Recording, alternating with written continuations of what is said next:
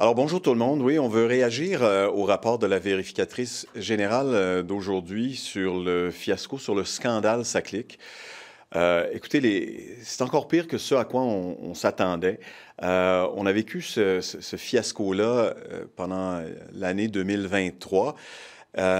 Et puis, aujourd'hui, ben, en fait, on révèle dans ce rapport-là que les coûts ont explosé, que les services ne sont pas en plus grande augmentation, mais surtout, le très grand manque d'imputabilité d'un peu tout le monde est révélé au grand jour. Et la vérificatrice générale elle-même qui dit, moi, je ne suis pas en mesure de savoir pourquoi l'information n'a pas été communiquée, puis à savoir comment ça se fait qu'on a un gouvernement en place, on a un ministère de la cybersécurité et du numérique, on a un ministère du transport et de la mobilité durable responsable de la SAC, et puis qu'on a des gens, un conseil d'administration, puis une haute direction, que les voyants rouges étaient allumés et brillaient de partout des semaines avant le lancement de SACLIC, et puis qu'aujourd'hui, ben, personne n'est responsable de ce gaspillage éhonté de fonds publics. On ne sait pas quand il va se terminer parce que, essentiellement, l'opération n'est pas terminée. Et qu'est-ce que ça dit sur ce qui reste à faire en matière de transition numérique au sein du gouvernement du Québec? Alors, aujourd'hui, on entend le ministère, c'est-à-dire le ministre, le premier ministre, se laver les mains de ce qui se passe en disant, écoutez, il y a une société autonome avec un conseil d'administration. Ils ont failli à la tâche, puis c'est pas notre problème. Je regrette, là, mais il faut savoir ce que les ministres en poste ont fait, savaient, n'ont pas fait et ne savaient pas pour conclure qu'il n'y a pas de coupable pour un gaspillage de 500 millions de dollars de fonds publics. Nous, c'est notre principale préoccupation. Il y a encore de très grandes zones d'ombre dans tout ce dossier-là, à savoir à quoi ça sert un ministère de la cybersécurité du numérique s'il ne chapeaute pas une opération de plus de 600 millions de transition numérique au sein de l'un des ministères ou d'une société d'État sous la responsabilité du ministère des Transports. Qu'est-ce que vous pensez du fait que le ministre Bonnardel disait « on nous a menti, on n'a pas eu toute l'information ». Y croyez-vous à ça?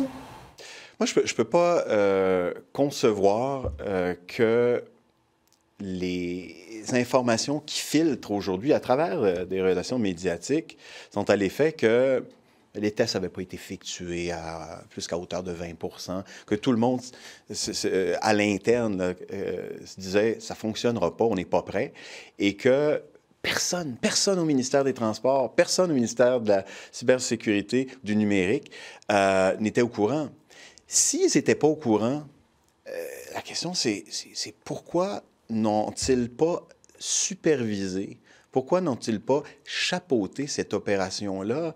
À quoi sert la gouvernance ministérielle si ce n'est pas de se tenir au courant de minute en minute de ce qui se passe lorsqu'il faut faire un transfert, une transition aussi importante d'une valeur de plus de 600 millions? C'est comme si on était les bras croisés, les pieds sur le divan, en regardant la télévision, en disant, bien, on va voir si ça fonctionne. Puis si ça ne fonctionne pas, bien, on va essayer de trouver un coupable. Puis jeter le directeur général sous l'autobus. Moi, je suis vraiment bouleversé, troublé de voir que le ministère est resté les bras croisés pendant cette opération-là. Et je voudrais savoir quelles sont les communications qui ont été réalisées, effectuées entre les deux ministères et la SAC pour s'assurer que ça fonctionne. Parce que là, le gouvernement, il est fortement éclaboussé. Parce que l'État du Québec est ridiculisé à la face du monde de ne pas être capable de négocier un virage numérique correctement sans que les coûts doublent, sans avoir les services appropriés encore presque 2 ans plus tard. Voilà. Québec solidaire demande une commission d'enquête justement sur ce qui s'en vient avec cette transition numérique-là qui va être majeure.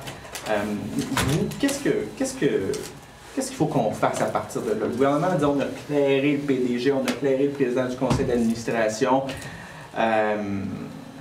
feriez quoi à partir de maintenant, là, en sachant que les coûts vont continuer à exploser? Bien, exactement.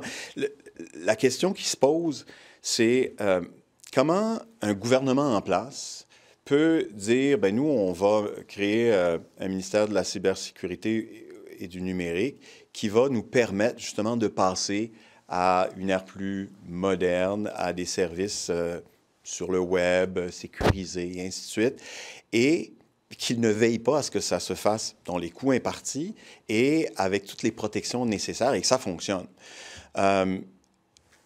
On a encore beaucoup de questions sur ce qui s'est passé. Avant de dire, bien, la prochaine étape, moi, je mets un moratoire sur la prochaine étape. Et on savait déjà que dans le domaine de la santé en particulier, là, on avait des projets qui ne finissaient pas de ne pas aboutir. On a dépensé déjà, sous les gouvernements précédents, des millions de dollars, pour pas dire des dizaines et des centaines de millions de dollars. C'est des projets qui n'ont jamais abouti. Là, je pense que c'est un peu pour ça qu'on a créé un ministère de toutes pièces avec quelqu'un qui devait chapeauter cette transition-là. Premier dossier d'importance, premier échec, premier fiasco retentissant.